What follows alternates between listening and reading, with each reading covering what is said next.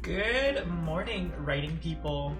I feel like I haven't done one of these in a long time because I was busy on Tuesday, so I wasn't able to do the writing segment on Tuesday morning, but I am back doing some more writing with all of you lovely folk.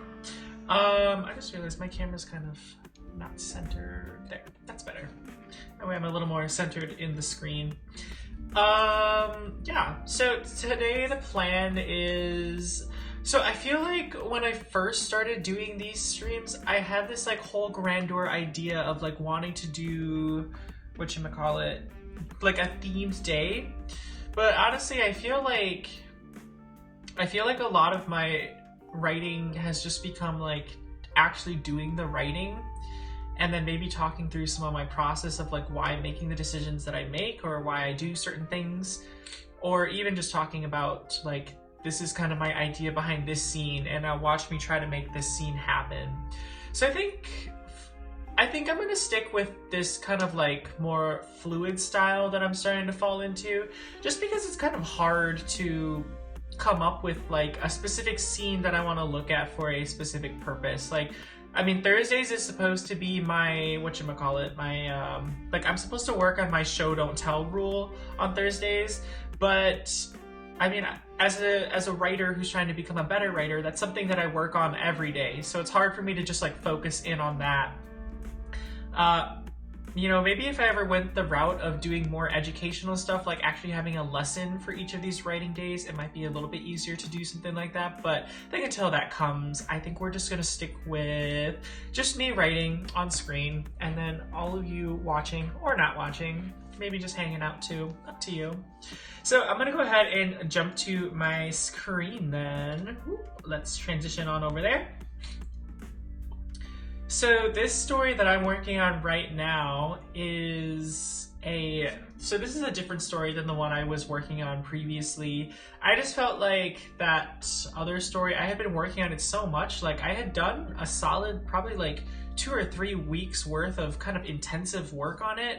And I need to just kind of let that bake for a little bit. Like I'm kind of stressed out by it and I want to move on to something else for now. So that's what we're going to be working on today.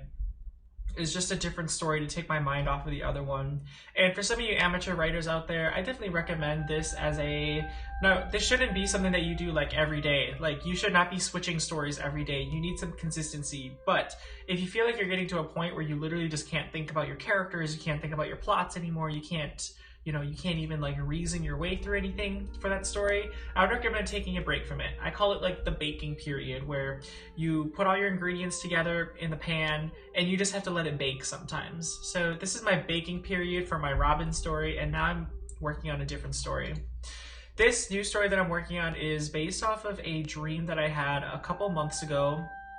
And the easiest way that I could describe this is it's like the love child of several different stories. It's Always Be My Maybe, because this story features Asian American characters. It is Love, Simon, because there are definitely some LGBTQ plus themes in this story. It is Dante and Aristotle Discover the Secrets of the Universe, because I just love that kind of like indie film aesthetic that book gives off, and so I wanted to capture that in my story as well. So it's kind of a combination of several different stories that have inspired me along the way, and again, it's also inspired off of a dream that I had one time. One of my really big goals for writing this story is actually writing stories about Hmong characters and what it means to be like a Hmong teenager in, you know, like the 2010s. That was around the time when I was a teenager, like that's when I was in high school, was the 2010s. And so that's kind of what I'm trying to capture through this story, is that aspect of life that a lot of people, unless you were a Hmong teenager during the 2010s, a lot of people did not have, obviously. As any story, this story has, you know, I have a general idea of like who the characters are and how they impact the story, etc. But there's still something, like, I don't exactly have all the plot points worked out yet. And so what I'm working on right now, what you see on the screen, is actually just some brain dumping that I'm doing. I like to do brain dumps for my stories just to, you know, it's a good warm-up, and it's also just a good way of just putting all my ideas out there onto the page, and then I can always come back to these and I can delete it later, or I can look at it and be like, wow, this was such a great idea, why I should have used this the entire time. So yeah, I'm just doing some brain dumping right now. One of the aesthetics of the story that I do want to capture is this, like I said before, like that indie film aesthetic, or like that Netflix original film aesthetic. And I don't know, it's really hard for me to describe what that means exactly. For those of you who watch a lot of Netflix originals, like Always Be My Maybe, or To All the Boys I Ever Loved, like there's just a certain cheesiness to them, but also like a certain wholesomeness and a certain like realness to them as well. You know, they aren't necessarily controlled by the same production factors that, you know, Hollywood movies are controlled with. So sometimes they can get away with doing some stuff that Hollywood films can't get away with. Like Hollywood films they have to be a certain, I guess they have to like engage you in a certain way, whereas a Netflix film, on the other hand, doesn't have to, because most Netflix films, you know, you're watching in the comfort of your own home in your pajamas, versus like if you go to a movie theater, you're expecting to have a certain type of experience when you go watch that movie. And that's not to say that Netflix films can't be a movie theater experience, but they're just different. Like they have different feels, and that's something that I notice, and I think most people probably notice that they have different feels when they watch a Netflix original versus a Hollywood film in a theater. And for this story, I want to capture more of that Netflix feel versus the Hollywood feel.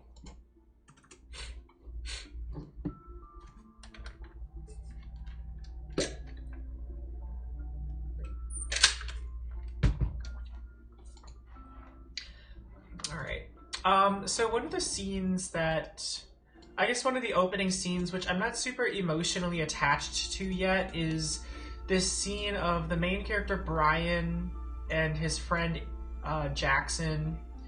Brian is just like minding his own business in advisory class. For those of you who don't know, in high school, advisory class is like kind of a homeroom type thing. So it depends on the school. Some schools will do advisory in the morning, some will do it in like the afternoon, like right before or right after lunch. Some will do it at the end of the day. So it'll just depend on the school. This school is pretty heavily based off of the school that I currently teach at, Middleton High School. And so they have advisory in the middle of the day. And so the characters are just kind of talking back and forth. And what I really wanted to capture in this first scene was actually just this, like, I wanted just to capture, like, the characters, like, their dynamic with one another. spoiler alert, at some point these two do kind of like have somewhat of a romance. Like, you know, it wouldn't be a Netflix original if there were no romance. There has to be a romance if it's a Netflix original. But again, like, the romance isn't necessarily the main point of the story. It just happens to be a part of it. And yeah, so I wanted to capture the dynamic between these two, where Brian is kind of this, I don't want to say that he's stoic, but he's really straightforward. He sticks to himself for the most part. Even like around Jackson, like, Brian isn't necessarily like the super energetic, super outgoing person. And Jackson, on the other hand, is like, Jackson is artsy. Jackson is kind of weird. And yeah, so the two have this interesting dynamic that I wanted to play up in this scene. I don't know if I'm going to keep this as my first scene. We'll just see how it turns out. But yeah, this is like kind of the first scene that I'm working on right now. So what is happening so far is that Jackson is trying to get Brian to kind of like stretch out of his comfort zone, and it's like, we should do a creative project during advisory time, because it's not like we do anything anyways.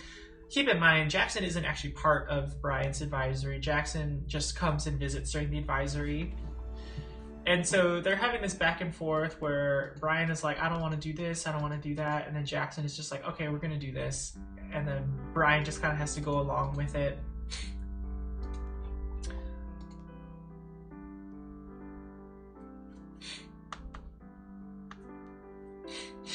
Ooh, I got the sniffles today.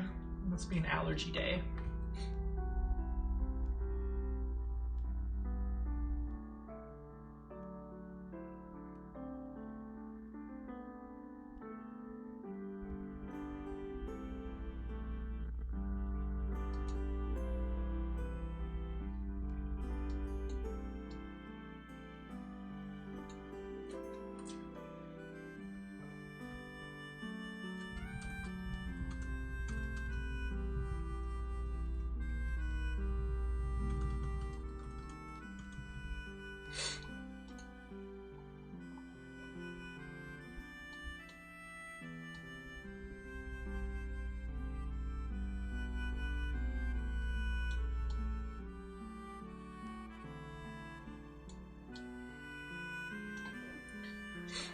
So something that I kind of want to work on in this scene or this chapter as well is, for this story, I actually want to play around with the idea of naming my chapters.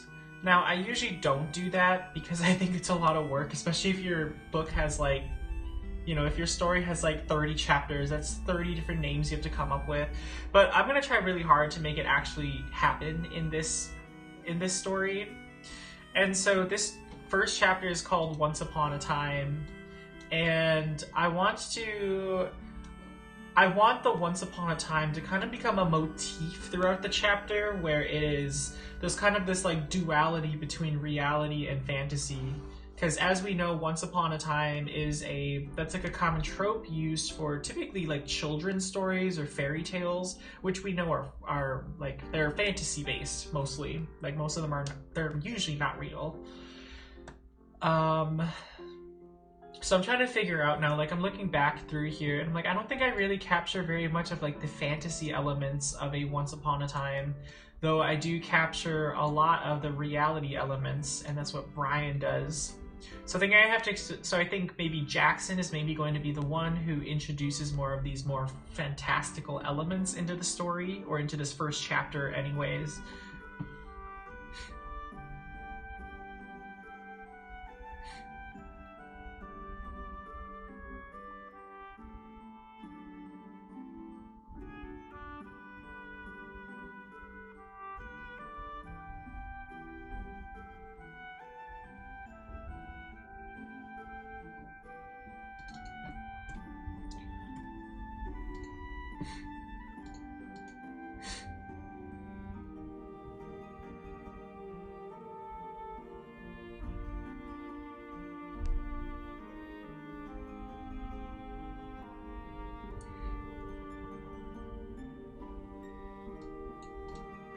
So right here, I guess to look at this duality, I do like that I mention how Brian is working on physics homework, and physics is probably like the pinnacle of reality, because physics is literally this, any sort of science really is the study of real life and how real life functions and works. So I do like this kind of that, you know, Brian is working on this physics and sciencey stuff. He mentions Nancy Drew, who is so Jackson, when Jackson comes in, he mentions a fictional character named Nancy Drew, so that could kind of be a nod at more fictional elements.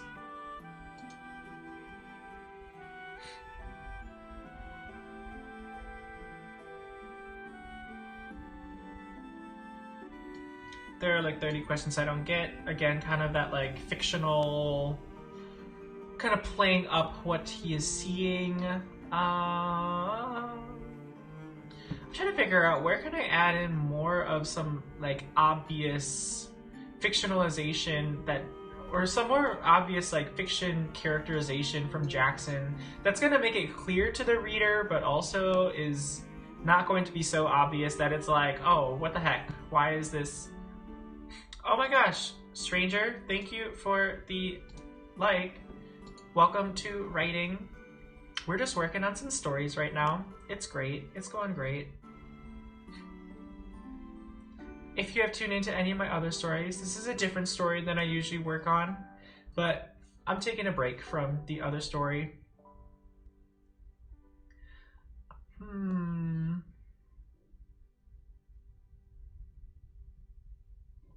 I like this section. I don't think I want to take this out because this is actually like a very harsh reality for most people who take a physics class. Oh, hey Daniel.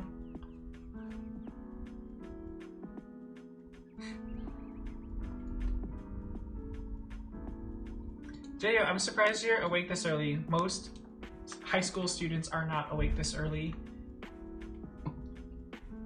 I feel like all my students have been telling me in their journal reflections that they've been waking up at like 11 or 12 every day. And I'm like, dang, I wish I could do that, but I don't know. School being out has really fixed my sleep schedule. I go to sleep at like 9:30 or 10, and then I wake up at around like 7 or 6:30 now. Like naturally, no alarm clocks. I just like get up. It's kind of magical. I love it.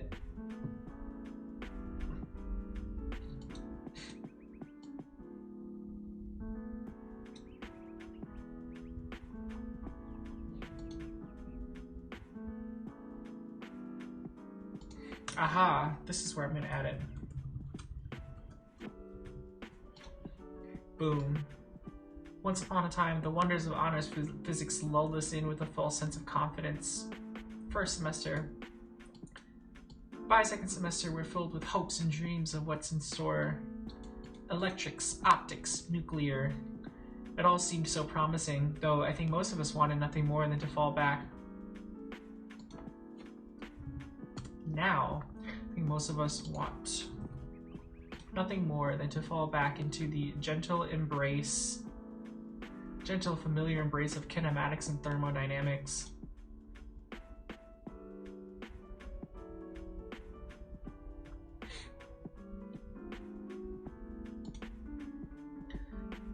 Jackson shakes his head. I'm good. I could probably figure it out when I look at it.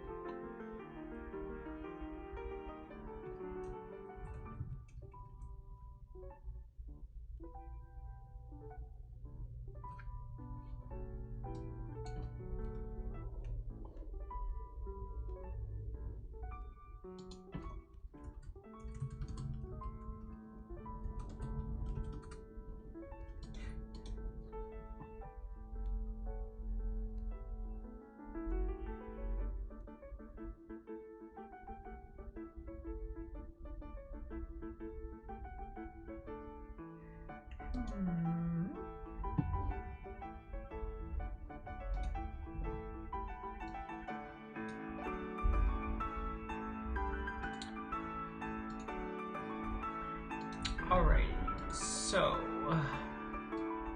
just doing a little bit of some more characterization.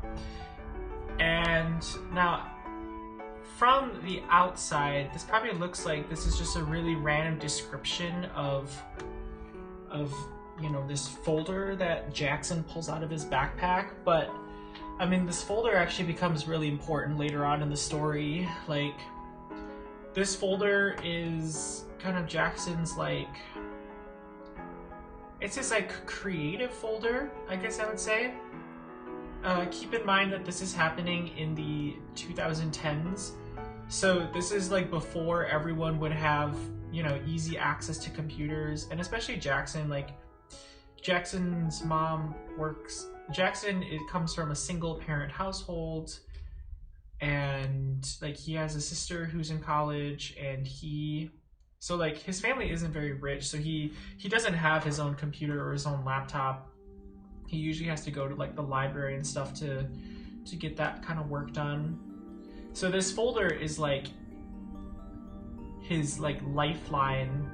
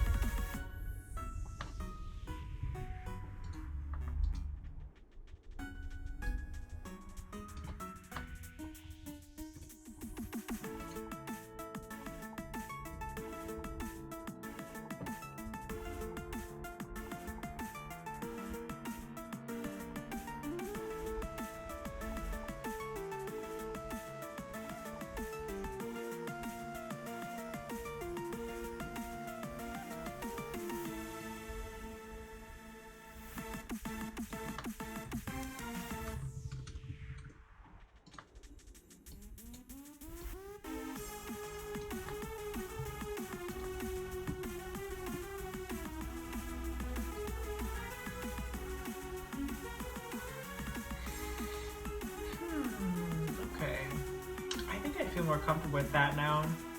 So something I just did is I just actually shifted this Once Upon a Time from Brian's internal dialogue to actually Jackson, because again, I want Jackson to more so encompass this fantastical, fictional side of the story versus Brian, who's a lot more grounded and a lot more flung into reality.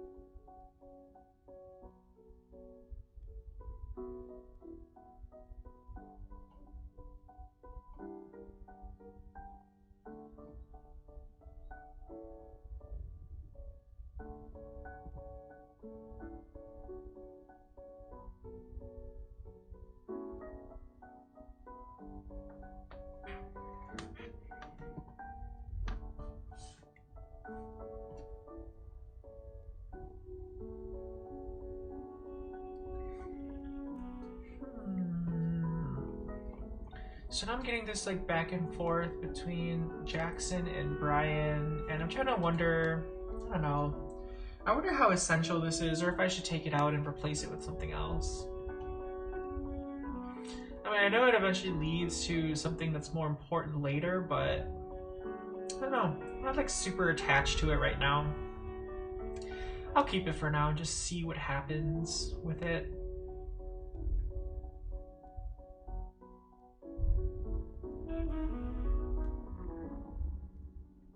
No, Daniel, the difference is that Brian actually does his work.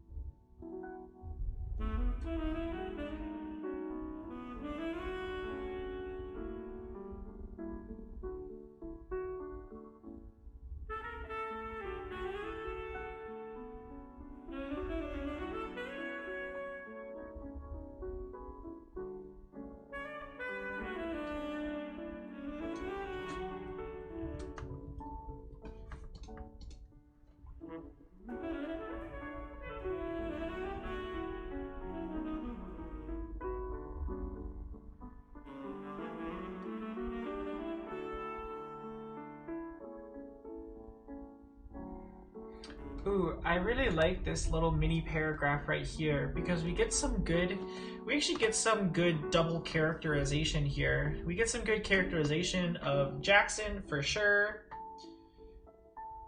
but we also get some characterization of actually Brian, because I mean, like, you know, you don't just like notice things about people that you don't care about.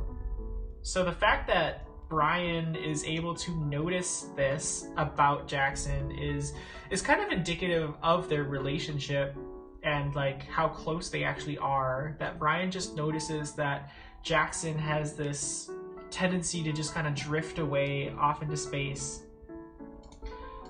Hi stranger, thank you for another like on this stream. I appreciate it very much. Drop a hello in the chat if you're feeling so confident. Otherwise, you're also welcome to just hang and chill.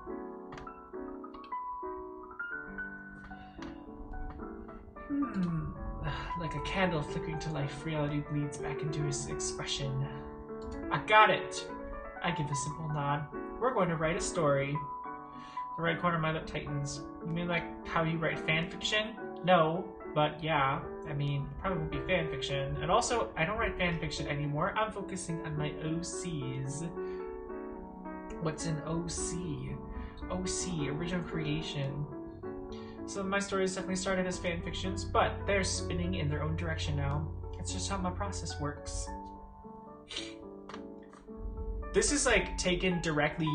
Honestly, this like conversation right here is taken like 100% from my life, because I, as a writer, 100% started by writing fan fiction. That was like the very first thing that I started doing. And I love fan fiction, I really do, but at the end of the day, unfortunately, most fan fiction will not get published because of copyright reasons.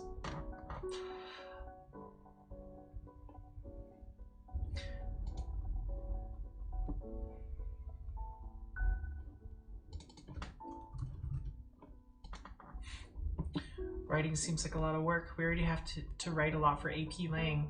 You're always complaining about how you score low on the style part of your essays, right? I nod. Then this is the perfect way to get better at style. Writing literature is all about this style.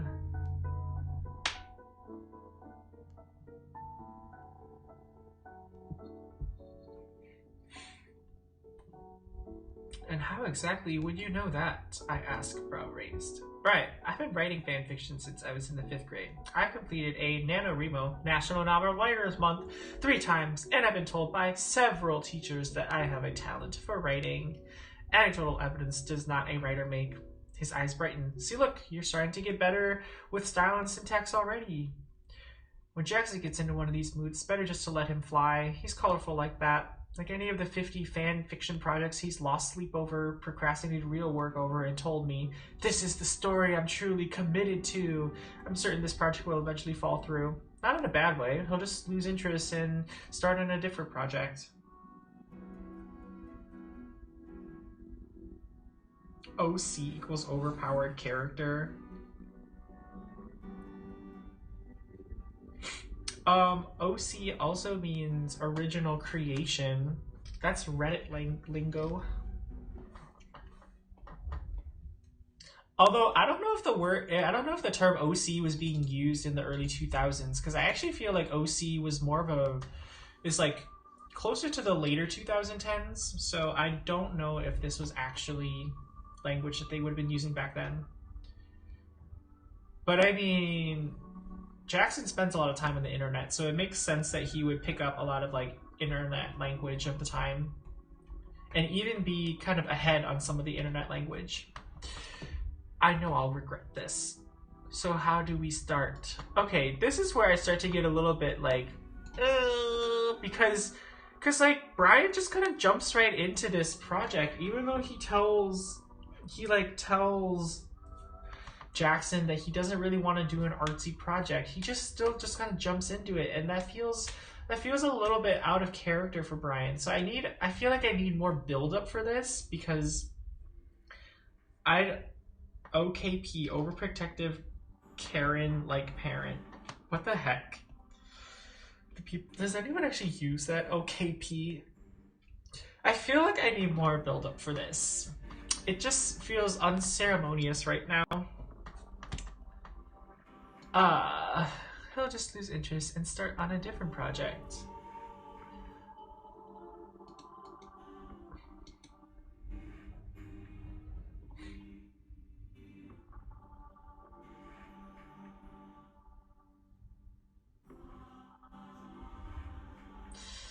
I don't know how to build up more to this. This is so sudden. I don't know how to build up to it.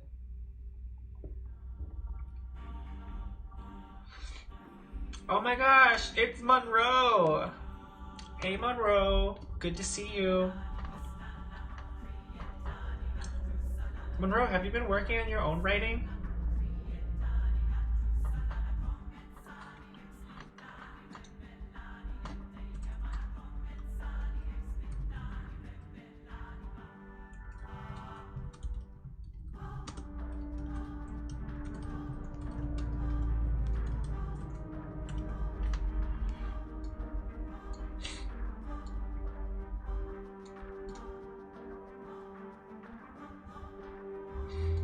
Oh yeah, Monroe, if you're ever down to share writing, I am always willing to read writing.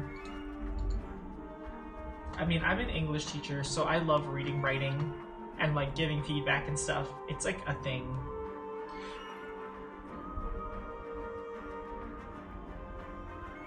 Monroe, this is your first time on the stream, I believe. So welcome to the writing stream, where I just write and talk about the writing process. it gets real messy, just like it does right here. Just like I'm stuck right here and I don't know where to go with it. Cool. Well, Monroe, if you ever want to share it, there are plenty of people who I'm sure would want to read it. Ooh, we could even, like, if you wanted, we could even, like, I don't know, maybe do like a writing, like, circle group, like a writer's workshop kind of thing for one of my office hours. Because on Wednesdays from 11 to 1, I do a writing thing, like a Google Meet writing thing. And we could pretty easily turn that into like a larger, like, hey, let's all come together and read someone's writing and then give some feedback on it.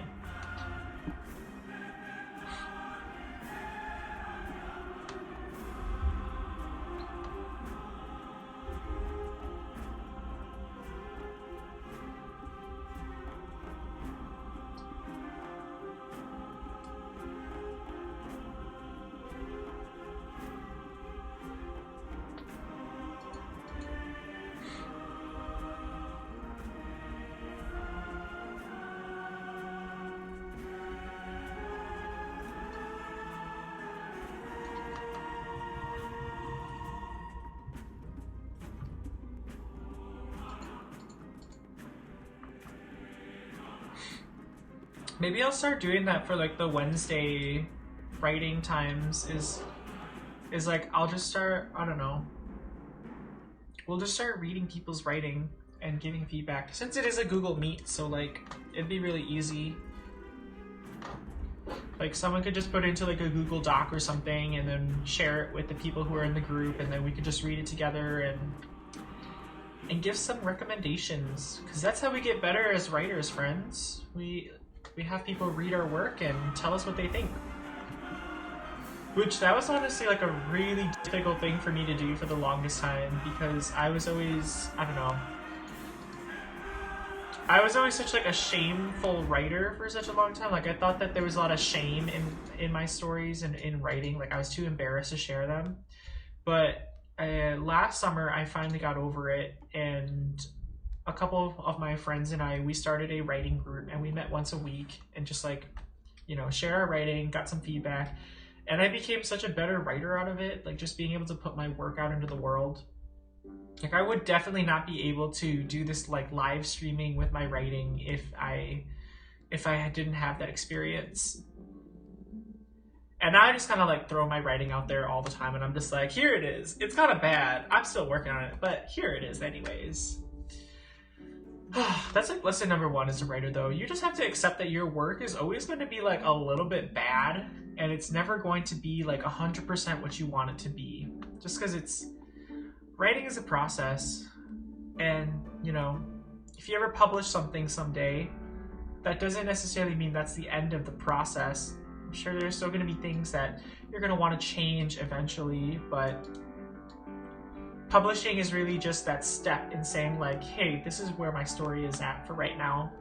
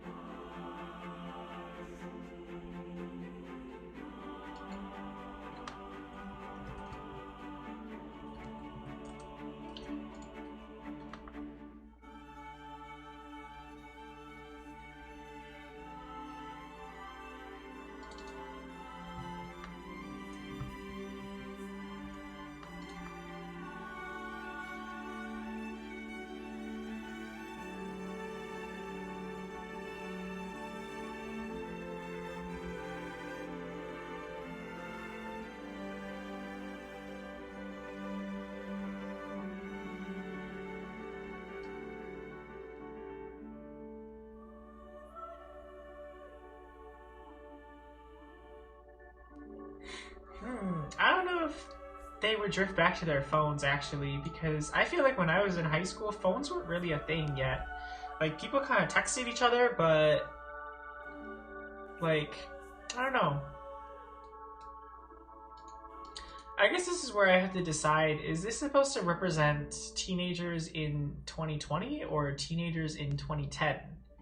Because I was a teenager in 2010, and so people would probably not have been on their phones. Simply because, like, really the only thing you could do on your phone is, like, text. Like, that was the only thing people really did on their phones. Versus in 2020, there's, like, plenty of things that you could do on your phone. Like, you can scroll through social media, or you could play games, or whatever. I think I'm gonna put this in 2010.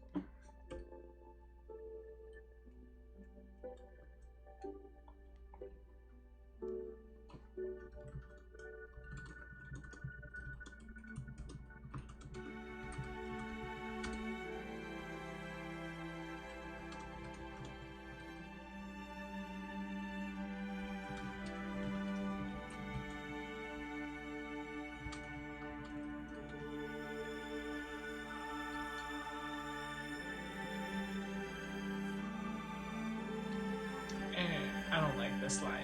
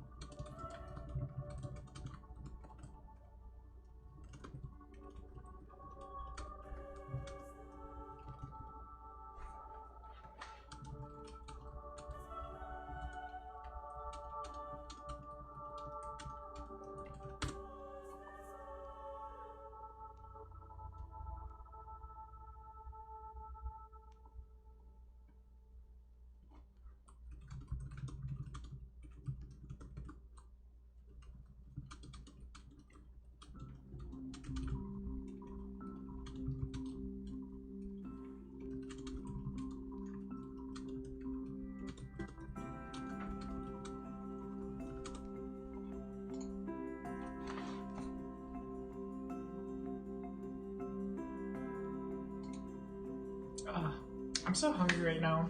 I wish I could go get like McDonald's breakfast or something, but I don't want to leave the house.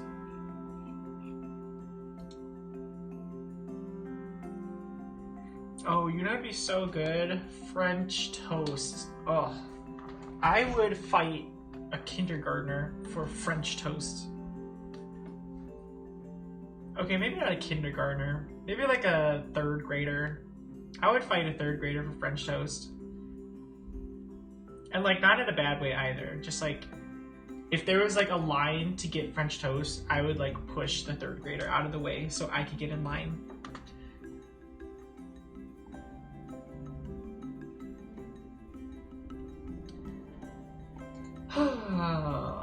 Where do we go from here? Where is this scene going? Oh my goodness. Okay. Daniel, don't be disturbing.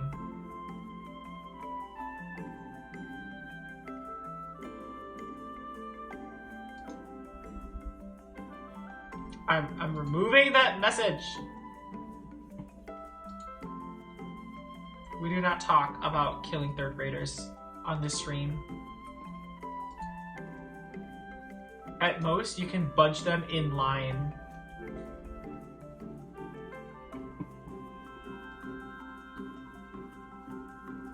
Oops.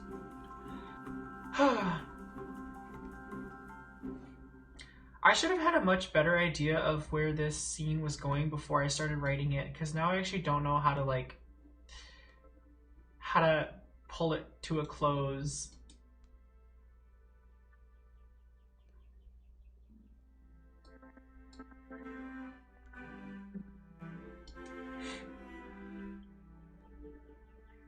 Daniel, stop being weird or else I'm gonna kick you out of my chat.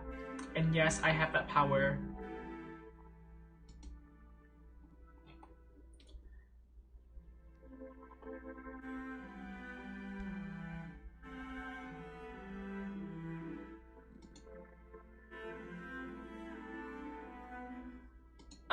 Where do I go from here? Where do I go? I'm stuck. Okay. Time for a brain dump. So...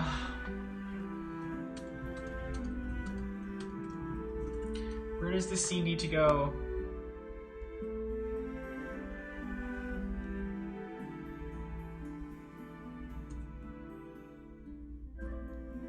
Monroe, you're probably right about that. Also, during this quarantine time, I don't want to be dealing with third graders, obviously. Because I gotta stick to my social distancing to keep the world healthy.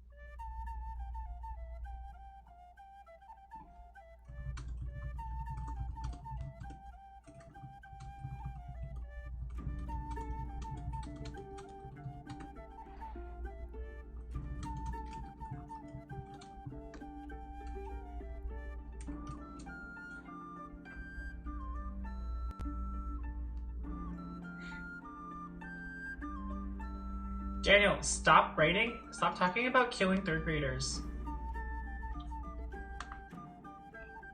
I thought we've already had a conversation about this in real life, actually, about how talking about killing people is not a socially acceptable thing in 2020.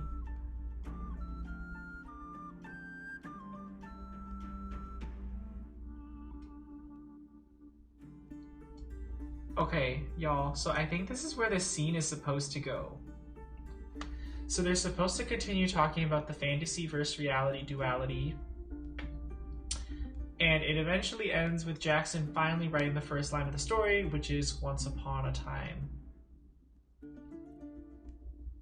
Now, okay.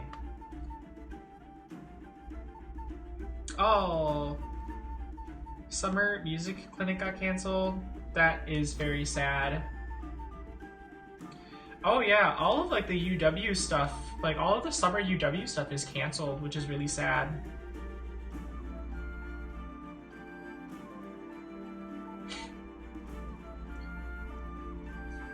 Yeah, it is very... Oh, I gotta get my laptop charger.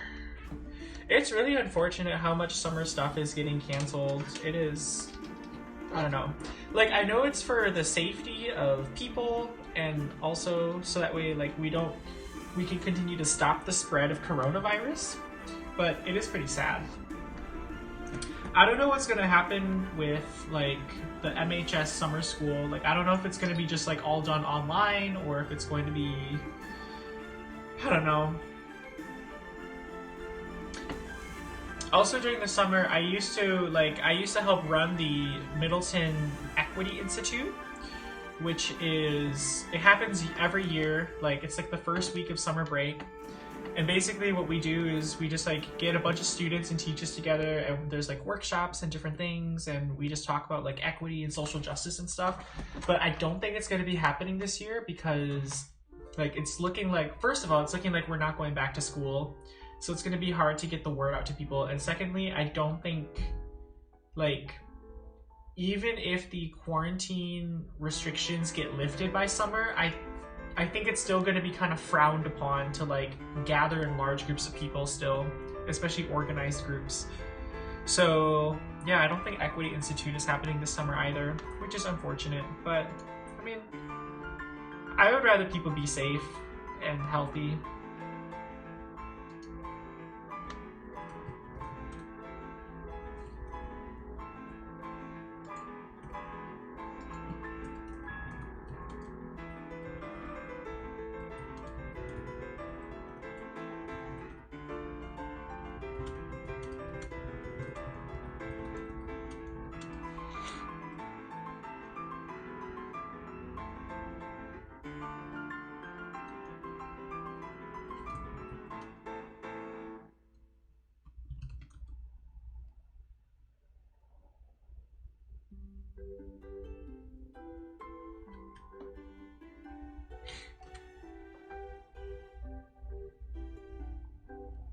Ooh, baking's fun.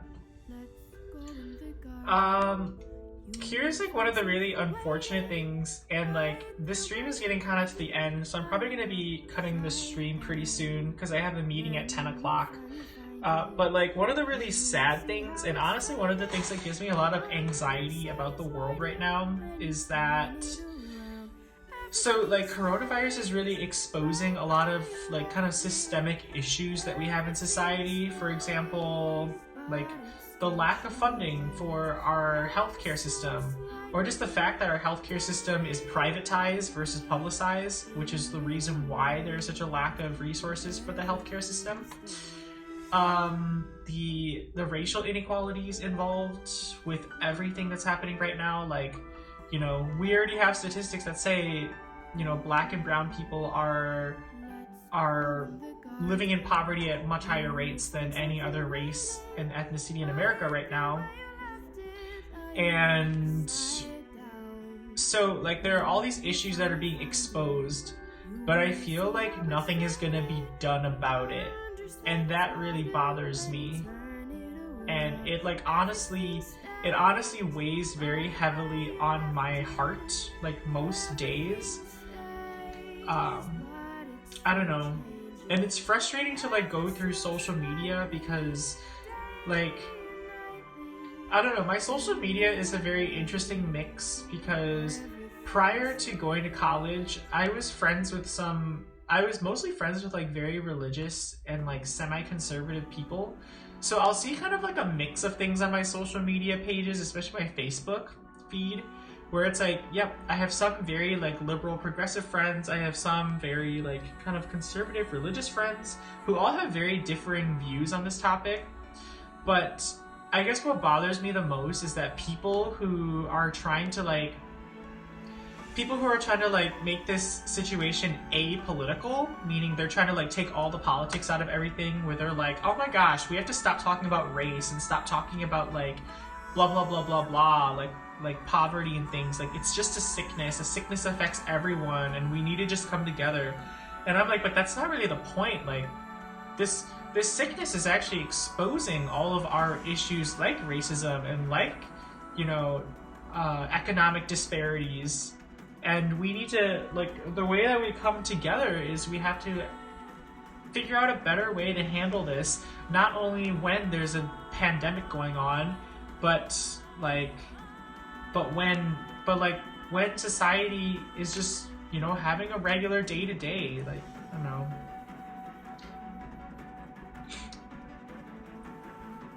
Yeah, Daniel, I think that's a very optimistic view of things. Like, I would really hope that there comes some structural societal change out of this, but again, I'm not super hopeful about it.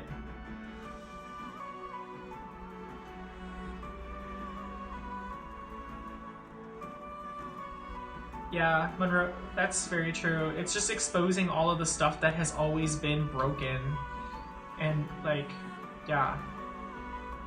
I don't know. So that's, like, the very concerning part to me.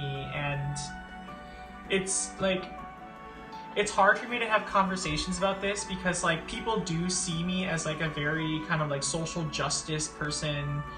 And, you know, I'm pretty loud about what I believe in, and I stand for what I believe in. So, like, anytime I talk, people are just like, oh my gosh, that's just like Chengdu, like, doing Chengdu's thing, where, like, Chengdu, you know, gets on their soapbox and preaches for a day.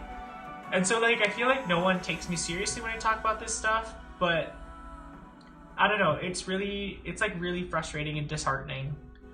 Because I'm like, y'all, this is the stuff that, like, a lot of us been talking about for a long time, and you're all just noticing it now. Like, what? Oh, I digress.